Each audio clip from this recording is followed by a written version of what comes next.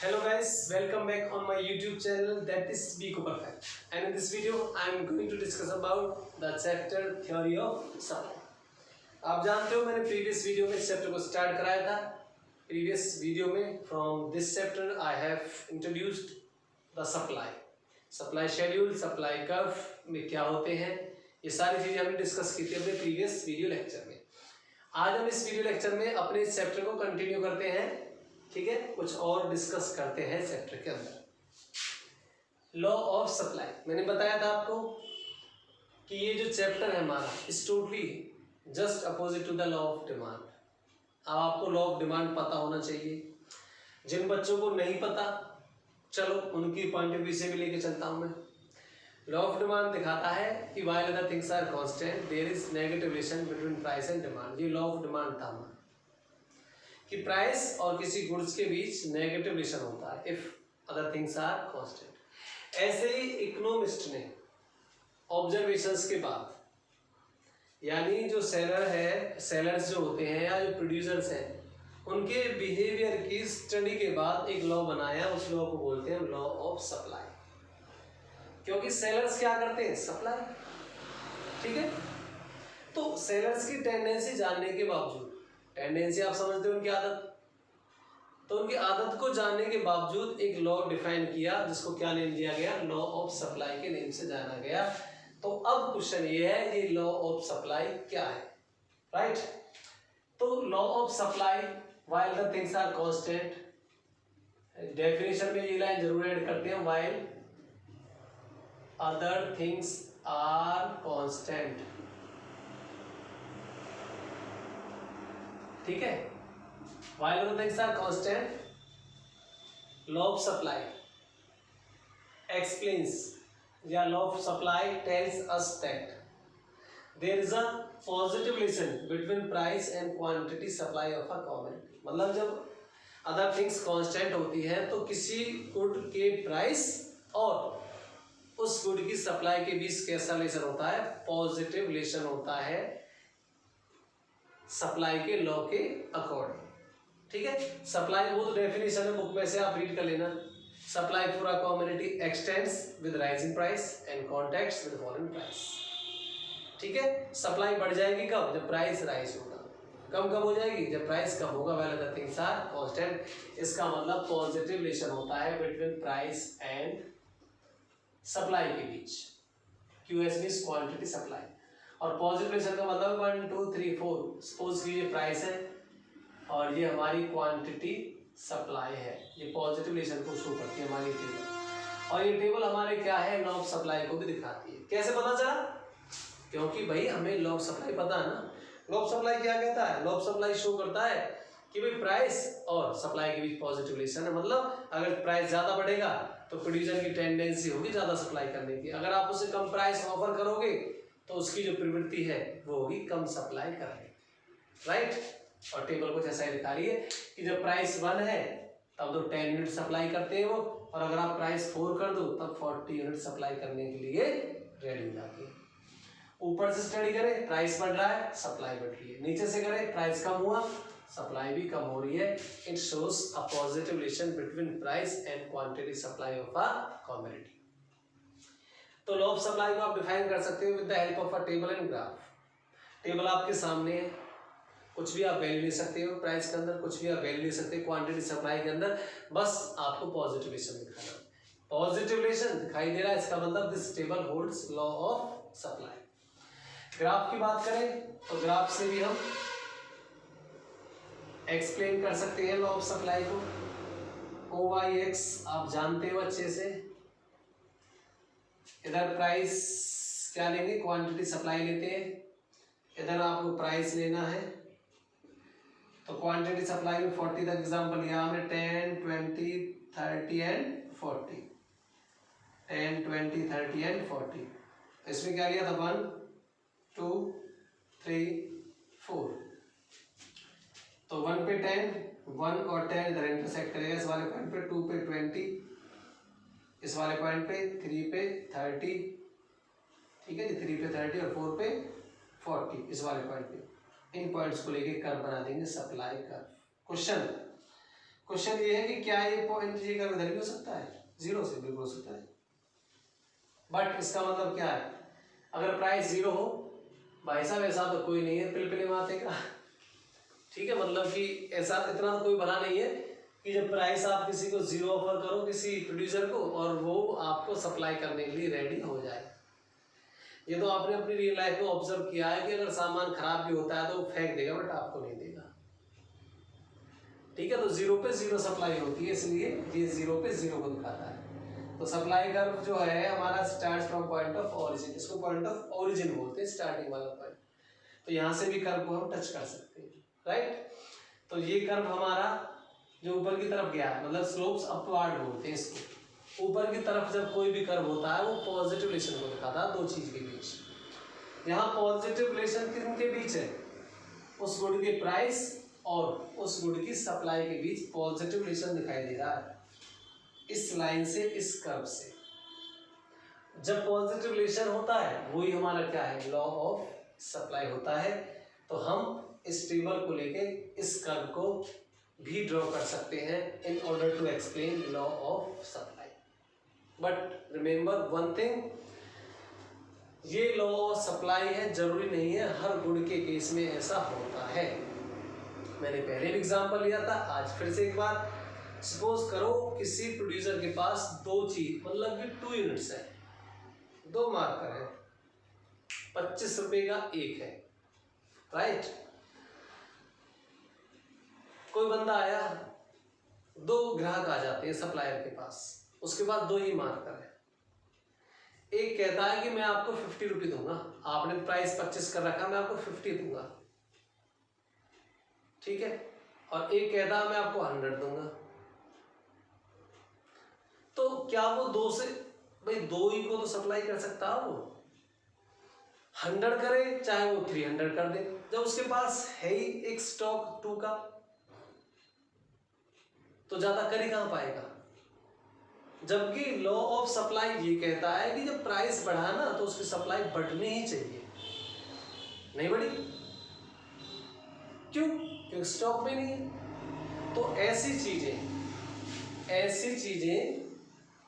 ऐसी बातों को कांस्टेंट रखते हैं, while other things are constant का मतलब ही ये है कि ऐसी जो अन्य बातें हैं जिनको आप सपोज कर रहे हैं, जैसे मैंने अभी सपोज की कंडीशन, तो इन कंडीशंस को सपोज मत करो। अगर ऐसा होता है जैसा टेबल में दिखाई दे रहा है, अगर किसी गुड के केस में ऐसा होता है या किसी सप्लायर के केस में ऐसा होता है कि उसके प्राइस के बढ़ने से उसकी सप्लाई बढ़ जाए या उसके प्राइस के कम करने से वो जो प्रोड्यूसर सप्लाई कम कर दे, तो उस गुड के केस में बोलेंगे कि लॉ ऑफ सप्लाई अप्लाई होता है।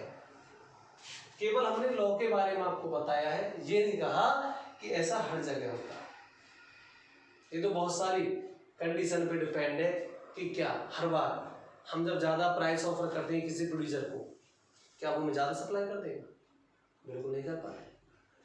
आपने देखा है गर्मियों में दूध की शॉर्टेज पड़ जाती है, मिल्क की शॉर्टेज हो जाती है, आप कितना प्राइस ऑफर कर लो किसी को उसको कि भाई मैं इतने रुपए किलो ले लूँगी, ज़्यादा दे दिया, नहीं दे पाते, नहीं कर पाते सप्लाई, है ही नहीं। तो बहुत सारी कंडीशन ऐसी होती है, केवल लॉ क्या होता है वो हमने आपको बता दिया, राइट। उसके बावजूद ये जो लाइन है ना अपने आप में बहुत बड़ी डेफिनेशन है। मैं डिमांड चैप्टर के अंदर भी ये चीज मैंने बताई थी कि while other things are constant. ये अदर थिंग्स है क्या, डिफाइन करने के लिए तो इन चीजों को ना अदर थिंग्स में क्या क्या था उनको अलग अलग लिख देते हैं कि वो जो कांस्टेंट है, आप कह रहे हो while other things are constant, कि अन्य बातें कांस्टेंट है। वो है कौन सी अन्य बातें, वो अन्य बातें हैं जिनसे सप्लाई, जिनसे प्रोड्यूसर प्रभावित होता है। साथ में लिखा है मैंने डिटर्मिनेंट्स के नेम से एक टॉपिक, ये तो लॉ ऑफ सप्लाई हो गया। अब इस पे आते हैं, फिर इससे मैं सिखाऊंगा थोड़ी देर के लिए। टॉपिक है हमारा डिटर्मिनेंट्स ऑफ सप्लाई, या इनको फैक्टर्स के नेम से भी आप जान सकते हो, फैक्टर भी आप कह सकते हो। किस चीज के फैक्टर, एक सप्लायर को प्रभावित करने वाले या किसी गुड की सप्लाई को प्रभावित करने वाले फैक्टर्स भी कह सकते हैं। Factors which affect supply of a community, जो किसी कम्युनिटी की सप्लाई को अफेक्ट करते हैं, ये वो वाले फैक्टर हैं। कौन सी कम्युनिटी की बात करें, कोई भी एनी कम्युनिटी, किसी भी कमोडिटी की सप्लाई ना केवल प्राइस पे ही नहीं, और भी बहुत सारी चीजें हैं जिन पे वो डिपेंड करती है सप्लाई, कि उसकी सप्लाई होगी मार्केट में नहीं होगी। ठीक है, तो उनमें से पहला है हमारा price of the given commodity. सबसे पहले तो प्राइस तो है ही है, ठीक है, कि भाई while other things are constant. तो ये भी ऑब्जर्व किया है हमने कि अगर प्राइस ज़्यादा ऑफर करें किसी भी प्रोडक्ट का तो मार्केट में ऑटोमेटिकली उसकी सप्लाई होने लगती है, और अगर प्राइस कम हो जाता है किसी प्रोडक्ट का तो उसकी सप्लाई कम होने लगती है। पॉजिटिव रिलेशन देखा गया है। तो while other things are constant, जो प्राइस ऑफ द कमोडिटी है also affect the supply of that commodity, उस कमोडिटी की सप्लाई को वो अफेक्ट करता है, राइट। सेकंड है, अब मैं थोड़ा ना अलग अलग करके डिस्कस करूंगा। जैसे कि एक बात करते हैं price of factor input, third को करते हैं पहले, जो price of factor inputs also affect the supply of the commodity. अब पहले तो फैक्टर इनपुट होते क्या है, ये आपके लिए न्यू टर्म है, फैक्टर इनपुट्स। वैसे न्यू टर्म नहीं है, थ्योरी ऑफ प्रोडक्शन मैंने कराया था, अगर आपने वो चैप्टर किया है।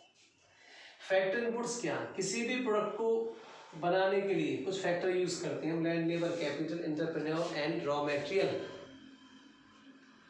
ठीक है, land, labour, capital, entrepreneur, raw material को हम यूज करते हैं जब भी हम किसी प्रोडक्ट को बनाते हैं। उनका प्राइस क्या है, इस पे भी सप्लाई डिपेंड करती है। सपोज करो आज 10 रुपये है किसी गुड का प्राइस, ये प्राइस है किसी कमोडिटी का। इस प्राइस पे जो सप्लायर है वो रोजाना 100 यूनिट सेल करने के लिए रेडी है, 100 यूनिट सेल करने के लिए रेडी है। या ऐसे कह लो कि इस 10 रुपये प्राइस पे टोटल इकोनॉमी में 100 यूनिट की सप्लाई की जाती है, चाहे वो एक प्रोड्यूसर कर रहा है या 2 कर रहे हैं या 10 कर रहे हैं, कुल मिला के कोई कमोडिटी है। कमोडिटी आप जानते हो उसको बोलते हैं, कोई गुड है, जब उस गुड का प्राइस 10 रुपये है तो टोटल 100 यूनिट की सप्लाई मार्केट में की जाती है उसको। बट हुआ क्या, उस गुड को बनाने में जो भी हम इनपुट यूज करते हैं, जो भी सामान यूज करते हैं, उनकी कॉस्ट बढ़ जाती है, प्राइस बढ़ जाता है। कॉस्ट भी वर्ड हम यूज कर सकते हैं यहाँ पे प्राइस के साथ, कॉस्ट। ठीक है, कॉस्ट ऑफ फैक्टर इनपुट्स या प्राइस बोल दो, यानी वो जो फैक्टर इनपुट है उनका जो खर्चा है, कॉस्ट, वो बढ़ जाती है। लेबर भी महंगी होगी, रॉ मटेरियल महंगा आया, सब कुछ महंगा आया। जब कॉस्ट बढ़ी तो सीधी सी बात है यार, अब प्रोड्यूसर 10 रुपये पे सप्लाई की जा रही थी, प्राइस बढ़ा नहीं, प्राइस में चेंज हुआ नहीं, प्राइस वही 10 की 10 और खर्चा ज्यादा आने लगा प्रोड्यूसर्स का। तो क्या इस प्राइस पे वो सप्लाई करेंगे? नहीं करेंगे। जब उनकी कॉस्ट बढ़ेगी तो ऑब्वियस सी बात है वो कम सप्लाई कर पाएंगे। अब हमने देखा यार कि प्राइस तो 10, सप्लाई 50 होगी है, ये क्या हुआ? क्योंकि हमने तो ये सीखा था लॉ ऑफ सप्लाई से कि सप्लाई तो तभी कम होती है जब प्राइस कम होगा। बट यहाँ तो प्राइस मतलब कि वही है एज इट इज, सप्लाई में कमी आई कमोडिटी की। ऐसा क्यों? कॉस्ट की वजह से। तो क्या लॉ अप्लाई हुआ? यहाँ तो नहीं हुआ लॉ, क्योंकि लॉ की कोई बात ही नहीं है, हम तो लॉ की बात नहीं है अभी बात है सिर्फ कि जो गुड्स की सप्लाई है किसी भी कमोडिटी की, वो किन चीज़ों पर निर्भर करती है, तो उसकी कॉस्ट पे भी करती है। तो जनरली ये देखा गया है कि अगर प्राइस कांस्टेंट है, यानी प्राइस तो बढ़ा नहीं है, चेंज नहीं हुआ, नहीं कम हुआ नहीं बढ़ा, और कॉस्ट में चेंज आ जाए, किसकी कॉस्ट में? फैक्टर इनपुट्स की में, तो सप्लाई में भी चेंज आ जाएगा। और चेंज आने का मतलब ये है कि प्रभावित हुई सप्लाई। तो क्या देखा, अगर ये फैक्टर जो इनपुट है इनकी कॉस्ट कम हो जाए, लेबर, रॉ मटेरियल, किराया, सारी चीजें कम हो जाएंगे तो इसी प्राइस पे ज्यादा सप्लाई करने लगेंगे प्रोड्यूसर, क्योंकि उसका तो खर्चा कम आ रहा है ना प्रोडक्शन में। पहले भी तो बेच रहे थे वो, अब तो और खर्चा कम आ रहा है, तो अच्छी बात है, 10 में बच जाएगा, काफी खूब सप्लाई करेंगे। कॉस्ट बढ़ जाए इनपुट्स की बट प्राइस वही है तो नहीं करेगा। तो इस तरीके से जो प्राइस ऑफ फैक्टर इनपुट्स है also affect the supply of the commodity. It has been observe that if price does not change, but there is a change in price of factor inputs. If there is a rise in price of factor inputs, then less quantity will be supplied, come quantity की supply की जाती है, and vice versa, और इसका opposite. ठीक है, ये factor हो गया, इससे सप्लाई प्रभावित होती है। मैं प्राइस के अलावा बता रहा हूँ कि प्राइस के अलावा और कौन कौन सी चीजें हैं। उसके बाद नेक्स्ट है state of technology. What? State of technology. Technology के बारे में आप जानते हो कि जब भी कोई न्यू टेक्निक्स आती है तो न्यू टेक्निक आने से प्रोडक्शन भी ज़्यादा होता है, खर्चा भी कम आता है, तभी कोई टेक्निक भी चेंज करता है, नहीं तो पुरानी टेक्निक के साथ भी प्रोडक्शन करेगा। ठीक है, तो जब टेक्नोलॉजी में चेंज होता है, कोई अच्छी टेक्निक आती है जिसकी वजह से प्रोडक्शन ज़्यादा होगा, कॉस्ट भी कम आ जाएगी, तो प्रोड्यूसर के लिए अच्छी बात है, कॉस्ट कम आ रही है, तो उसी प्राइस पे, जो पहले वाला प्राइस था उस प्राइस पे ज़्यादा सप्लाई होने लगती है उस कमोडिटी की, अगर टेक्नोलॉजी में चेंज आ जाए उसकी प्रोडक्शन के लिए। ठीक है, एंड वाइस वर्सा। ऐसा तो होता नहीं है कि घटिया टेक्नोलॉजी हो जाए, बट फिर भी हम सपोज कर रहे हैं कि अगर टेक्नोलॉजी गलत प्रूफ हुई, खर्चा ज़्यादा आ रहा प्रोडक्ट को बनाने में, अगर ऐसा होता तो फिर आप समझते हो क्या होगा, कम हो जाएगी उसी प्राइस पे, तो सप्लाई में तो चेंज आया ना। नेक्स्ट है गवर्नमेंट पॉलिसी। गवर्नमेंट जो पॉलिसी है वो भी प्रभावित करती है किसी गुड्स की सप्लाई को मार्केट में। गवर्नमेंट किस तरीके की पॉलिसी बनाती है? बेसिकली गवर्नमेंट की पॉलिसी होती है टैक्सेशन पॉलिसी और सब्सिडी से रिलेटेड, ये दोनों गवर्नमेंट की पॉलिसी है। For your kind information, her product पे टैक्स इंक्लूड होता है, इस प्रोडक्ट के प्राइस में भी टैक्स होता है, वो टैक्स ज़्यादा किसका है? गवर्नमेंट को जाता है। तो गवर्नमेंट अपनी उस पॉलिसी से ना, पॉलिसी से भी, यानी जो गवर्नमेंट की पॉलिसी है उनसे भी किसी कम्युनिटी की सप्लाई प्रभावित हो जाती है, अफेक्ट हो जाती है। किस तरीके से? अगर गवर्नमेंट टैक्स बढ़ा दे, देखना 10 रुपये प्राइस मिल रहा था प्रोड्यूसर को, बट गवर्नमेंट ने क्या किया? प्रोडक्शन पे इनडायरेक्ट टैक्स बढ़ा दिया, इनडायरेक्ट टैक्स लगाते हैं प्रोडक्शन पे। अब पता चला कि जब 10 रुपये में बेच रहे थे प्रोड्यूसर, तब उसको 2 रुपये बच रहे थे, 2 रुपये की सेविंग थी। प्रॉफिट लगा लो, प्रॉफिट ही बोलते हैं बेसिकली, सेविंग तो कुछ अलग होता है। प्रॉफिट था 2 रुपये का, बट सरकार ने जैसे ही टैक्स बढ़ाया तो अब बच रहा उनको 0.5, 10 रुपये में बेचे तो, क्योंकि खर्चा बढ़ गया ना। क्योंकि वो टैक्स को क्या करते हैं, अगर गवर्नमेंट टैक्स बढ़ाती है तो प्रोड्यूसर ना उस टैक्स को गुड्स के प्राइस में ही ऐड कर देते हैं। जब गुड्स का प्राइस बन के फाइनल रेडी हुआ तो 9.5 कॉस्ट पड़ दीजिए प्रोड्यूसर्स को, कितना बचा? 0.5। अब तक तो 2 रुपये बच रहे थे 10 रुपये में, और अगर आप उसी 10 में हम सप्लाई करें तो 0.5, तो क्यों सप्लाई करेंगे भाई? बिल्कुल नहीं करेंगे इस प्राइस पे। तो गवर्नमेंट की पॉलिसी के ऊपर भी डिपेंड करता है। अगर गवर्नमेंट टैक्स बढ़ा दे तो सीधी सी बात है, उस टैक्स बढ़ने का मतलब है सीधा सीधा प्रोड्यूसर का प्रॉफिट कम होगा, और जब प्रोड्यूसर को प्रॉफिट नहीं होगा तो he would not like to supply of that commodity, तो वो उस कमोडिटी को नहीं बेचना चाहेगा। उसकी मन की बात पूछे तो होगी प्रभावित सप्लाई। प्राइस तो वही था, फिर भी फर्क आया, बिल्कुल आ सकता है। क्यों? गवर्नमेंट की पॉलिसी की वजह से। दूसरी तरफ अगर गवर्नमेंट टैक्स कम कर दे, अब तक गवर्नमेंट ने टैक्स लगा रखा था, 2 रुपये बच रहे थे, अब गवर्नमेंट ने टैक्स कम कर दिया, अब 3 रुपये बच रहे हैं प्रोड्यूसर को, 10 नहीं, मतलब 10 में सेल करने में। तो इसका मतलब ये हो गया कि गवर्नमेंट के टैक्स कम करने से प्रोड्यूसर्स का प्रॉफिट बढ़ जाता है, और जब प्रोड्यूसर्स का प्रॉफिट बढ़ेगा तो वो ज़्यादा बेचना चाहेगा। उससे क्या पड़ी कि प्राइस बढ़े, वो तो इसी प्राइस पे ज़्यादा सप्लाई करना चाहेगा। तो हो गया ना गवर्नमेंट की पॉलिसी से सप्लाई पे फर्क। ठीक है, ऐसे दूसरी तरफ सब्सिडी है। सब्सिडी भी गवर्नमेंट की ही पॉलिसी है। सब्सिडी फाइनेंशियल हेल्प होती है कि भाई आप इतने प्राइस में दो, हम आपको दे दें पर यूनिट। अगर पर यूनिट गवर्नमेंट ज़्यादा देगी किसी प्रोड्यूसर को कि आप बेचो, अब तक तो हमको 1 रुपये दे रहे थे, आपको 2 रुपये देंगे पर यूनिट सेल करने में इस गुड को, तो वो तो ज़्यादा से ज़्यादा प्रोडक्शन करके खूब बेचेंगे, सरकार देगी ना उनको। तो और सब्सिडी कम कर दे, किसी प्रोडक्ट पे अब तक 1 रुपये दे रही थी पर यूनिट गवर्नमेंट प्रोड्यूसर को, अब कहते हम नहीं देंगे तुम्हें, तो फिर यार अब तक तो गवर्नमेंट से नहीं देते, अब तो फिर इस प्राइस पे नहीं पड़ेगी उनकी, मतलब एक तरीके से उन वैलिड नहीं कर पाएंगे अपने आप को। ठीक है, तो सप्लाई को कम कर देंगे वो, अगर वो कुछ नहीं बचा तो इस तरीके से जो गवर्नमेंट की पॉलिसी है, गवर्नमेंट की पॉलिसी में टैक्स और सब्सिडी दोनों आते हैं, तो टैक्स और सब्सिडी के थ्रू भी किसी कम्युनिटी की जो सप्लाई है वो जनरली प्रभावित हो जाती है मार्केट में, राइट। गवर्नमेंट चाहे तो इतना टैक्स बढ़ा दे कि खरीद ही नहीं पाएगा कोई, इतना टैक्स बढ़ा देगी वो उस टैक्स उस जो प्रोड्यूसर है उसी में ऐड कर देंगे, कोई नहीं खरीद पाएगा। टैक्स के बढ़ने से प्राइस भी तो बढ़ता है ना, ठीक है।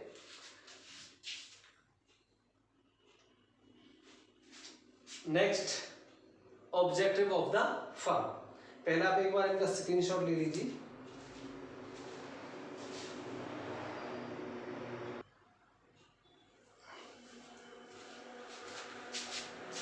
देखिए next objective of the firm, sometimes क्या होता है किसी गुड्स की जो सप्लाई है उस फर्म के ऑब्जेक्टिव की वजह से भी प्रभावित हो जाती है, यानी सप्लाई कभी इंक्रीज या डिक्रीज भी हो जाएगी, किसकी वजह से, ऑब्जेक्टिव की वजह से। फर्म के बेसिकली 2 ऑब्जेक्टिव्स होते हैं, एक तो प्रॉफिट मैक्सिमाइजेशन बोलते हैं और एक सेल्स मैक्सिमाइजेशन। आपको पता है जब हम बिजनेस में स्टडी करते हैं, बिजनेस सब्जेक्ट की स्टडी करते हैं तो उसमें ऑब्जेक्टिव के बारे में डिस्कस करते हैं, तो एक फर्म का ऑब्जेक्टिव होता है सेल्स मैक्सिमाइजेशन हो सकता है। सेल्स मैक्सिमाइजेशन का मतलब है ज्यादा से ज्यादा सेल्स करो, ठीक है। और एक है प्रॉफिट मैक्सिमाइजेशन जिसमें प्रॉफिट ज्यादा करने की कोशिश करते हैं। 2 तरीके से प्रोड्यूसर कमाता है, एक बंदा तो ऐसा है जो सेल पे ज्यादा ध्यान देता है, कम बचा लो पर यूनिट पर सेल करो ज्यादा, वो बात वहीं पड़ेगी। एक ऐसा है कि कम बेच लो पर यूनिट प्रॉफिट ज्यादा रखो। सबके अपने अपने ऑब्जेक्टिव है। सपोज करो फर्म का ऑब्जेक्टिव सेल्स मैक्सिमाइजेशन आ जाए, अब तक 10 रुपये था प्राइस उस कमोडिटी का, प्राइस में कोई चेंज नहीं हुआ, प्राइस वही अभी भी 10 ही है, बट फर्म ने अब डिसाइड किया है कि ऐसा भी ज्यादा से ज्यादा सेल्स करा। जब फर्म का ऑब्जेक्टिव सेल्स मैक्सिमाइजेशन होगा तो इस प्राइस पे कांस्टेंट प्राइस फर्म क्या करना चाहेगी। देखो ग्राहक खरीदे ना खरीदे वो अलग बात है, हम यहाँ पे केवल किसकी स्टडी कर रहे हैं, हम स्टडी कर रहे हैं प्रोड्यूसर के बिहेवियर की। तो प्रोड्यूसर की टेंडेंसी की बात क्या होगी, जब उसका ऑब्जेक्टिव भी बदल गया, उसने अब ये सोच लिया मुझे तो सेल्स करनी है, सेल्स करनी तो he would like to sell more units of that commodity, तो वो जो भी कमोडिटी उसके पास है उसकी वो ज़्यादा से ज़्यादा यूनिट सेल करना चाहेगा। अगर उसका ऑब्जेक्टिव क्या है, अगर उसका ऑब्जेक्टिव है सेल्स मैक्सिमाइजेशन, कांस्टेंट प्राइस पे वो ज़्यादा से ज़्यादा सेल करना चाहेगा। दूसरी तरफ ऑब्जेक्टिव हो सकता है प्रॉफिट मैक्सिमाइजेशन। अगर उसका ऑब्जेक्टिव प्रॉफिट को मैक्सिमम करना है तो यार प्रॉफिट तो ज़्यादा तब होगा जब प्राइस बढ़े। इस प्राइस पे तो पहले भी था ये प्राइस, तो ठीक है। अगर फर्म का ऑब्जेक्टिव है प्रॉफिट को मैक्सिमम करना तो इस कांस्टेंट प्राइस पे वो कम यूनिट की सप्लाई करना चाहेगा, वो वेट करेगा कि प्राइस बढ़े तभी ज़्यादा सप्लाई करो। बात प्राइस की नहीं, हम तो उन फैक्टर की स्टडी कर रहे हैं कि प्राइस के अलावा और क्या है, ठीक है। तो प्राइस के अलावा फर्म के जो ऑब्जेक्टिव है में affect the supply of the commodity. Sales, अगर फर्म का ऑब्जेक्टिव सेल्स मैक्सिमाइजेशन है, if a firm wants to maximize its sales then firm would like to sell more unit at constant price. और अगर firm का objective profit maximum है, maximization है, तो वो कम यूनिट की सप्लाई करना चाहती है फर्म। नेक्स्ट हमारा number of firms in the market. Number of firms का मतलब है किसी प्रोडक्ट की फर्म कितनी है, इस पे भी डिपेंड करती है सप्लाई। अगर एक ही फर्म है तो लिमिटेड सप्लाई कर पाएगी, अकेली प्रोडक्शन कर रही है। अगर 10 फर्म और आ जाए उसकी जैसी तो ज़्यादा प्रोडक्शन होगा उस ऐसी कमोडिटी का। जैसे मार्कर बनाने वाली एक फर्म थी अब तक, अब 4-5 और आ जाए तो मार्कर की सप्लाई बढ़ जाएगी मार्केट में। बेशक प्राइस 10 रुपीज़ है मार्कर का, इसी प्राइस पे। तो नंबर ऑफ फर्म्स पे भी डिपेंड करता है किसी गुड्स की सप्लाई। नंबर ऑफ फर्म जब कम हो जाती है तो सप्लाई कम हो जाती है, नंबर ऑफ फर्म बढ़ जाएंगी तो उस कमोडिटी की सप्लाई बढ़ जाती है, इंक्रीज हो जाती है, राइट। उसके बाद है means of transport and communication. हम प्राइस की बात नहीं कर रहे हैं, हम ये मान के चल रहे हैं प्राइस में कोई चेंज नहीं हुआ फिर भी सप्लाई में चेंज आ जाएगा। किसकी वजह से, ट्रांसपोर्ट की वजह से। ट्रांसपोर्ट आप जानते हो लाने ले जाने की जो कॉस्ट होती है, ट्रांसपोर्ट कॉस्ट बोलते हैं उसको। अगर जैसे हमने कोरोना टाइम में देखा था कि ये ट्रक बस सब बंद करा दिए थे गवर्नमेंट ने, ठीक है जी, तो सामान की सप्लाई भी कम होने लगी, लोगों को सामान नहीं मिलता था। इवन मैं कुछ चीज़ों के एग्जाम्पल क्या रहा हूँ, कुछ पब्लिक जैसे कि वो तंबाकू यूज़ करती है, ट्रांसपोर्ट हो गया बंद, सप्लाई है नहीं, अपने आप सप्लाई कम होगी, प्राइस बढ़ गया था तो फिर भी ज़्यादा सप्लाई नहीं कर पाए प्रोड्यूसर। कहाँ से करें, ट्रांसपोर्ट ही बंद है, कहाँ से करेंगे, ट्रांसपोर्ट ही नहीं है, ठीक है। तो ट्रांसपोर्ट है जब कम्युनिकेशन पे भी डिपेंड करती है सप्लाई। ये सुविधा अगर बढ़ जाती है सप्लाई भी बढ़ जाएगी। अगर इन चीज़ों की सुविधा नहीं है, फैसिलिटी नहीं है हमारे पास, रोड्स की कोई इसकी नहीं है, ट्रांसपोर्ट की नहीं है, तो फिर ऑटोमेटिकली उसकी सप्लाई कम होती है, ठीक है। एक फैक्टर रह गया, इंटेंशनली मैंने छोड़ दिया था ये वाला, और तो सब ये भी डिस्कस हो गया, ये भी हो गया, ये भी एक रह गया हमारा price of the other goods. Price of the other good पे भी डिपेंड करती है सप्लाई। अगर एक ही प्रोड्यूसर दो गुड्स बनाता है, जैसे सैमसंग वाले टीवी भी बनाते हैं, सैमसंग वाले फोन भी बनाते हैं, टेलीविजन भी और फोन दोनों चीज प्रोड्यूस करते हैं सैमसंग वाले, सैमसंग के फोन भी आते हैं, टेलीविजन भी। सपोज करो प्राइस इनका ये था 10,000 टेलीविजन का, और फोन का मिल रहा 15,000। अब तक तो फोन का भी यही मिल रहा था, देखना भाई, सपोज करो अब तक 10,000 इसका 10,000 इसका, बट फोन का प्राइस ज्यादा मिलने लगे उसे, फोन का प्राइस ज्यादा मिला, फर्क पड़ेगा इसकी सप्लाई पे। टेलीविजन की क्यों नहीं करना चाहेगा ना वो, क्योंकि जो चीज उसकी ज्यादा प्राइस वाली उसको तो सप्लाई करना चाहेगा प्रोड्यूसर। जब फोन उसका बिक रहा है 15,000 को, तो फोन को बेचना चाहेगा ना। तो भाई इसका तो कोई कसूर नहीं है, टेलीविजन का तो प्राइस वही है, बट एग्जैक्टली यही तो हुआ है प्राइस ऑफ अदर गुड, कि टेलीविजन के प्राइस से फर्क नहीं पड़ा, टेलीविजन से जो दूसरी गुड्स थी उनके प्राइस की वजह से इसकी सप्लाई पे फर्क पड़ गया, ठीक है। तो इसको बोलते हैं प्राइस ऑफ अदर गुड, कि अदर गुड के प्राइस पे भी प्रभावित होती है किसी गुड की सप्लाई प्रोड्यूसर के पॉइंट ऑफ व्यू से, ठीक है। तो अब आइए फिर से इधर, ये जो अदर थिंग्स कांस्टेंट है, अदर थिंग कांस्टेंट का मतलब है कि प्राइस को छोड़ के इन चीज़ों में, यानी पहले पॉइंट को छोड़ के बाकी इन चीज़ों में कोई चेंज नहीं होना चाहिए, तभी लॉ ऑफ सप्लाई अप्लाई होगा। क्योंकि अगर इन चीज़ों में चेंज आ जाएगा फिर लॉ ऑफ सप्लाई अप्लाई नहीं होता है, राइट। दूसरा, इन डिटर्मिनेंट्स को हम इंडिविजुअल और मार्केट के नेम से भी जानते हैं। मैंने जानबूझ के एक लिख देता हूँ मैं हमेशा से, क्योंकि मेन तो हमारा इन पॉइंट से है। देखो डिटर्मिनेंट्स दो तरीके से क्लासिफाई किए हुए हैं बुक में, एक तो इंडिविजुअल डिटर्मिनेंट्स ऑफ सप्लाई और market determinants of supply. Individual तो ये जो किसी ही गुड को प्रभावित करती है, और मार्केट डिटर्मिनेंट्स ऑफ सप्लाई वो होते हैं जो सभी को प्रभावित करते हैं। जैसे कि नंबर ऑफ फर्म्स है, ये मार्केट।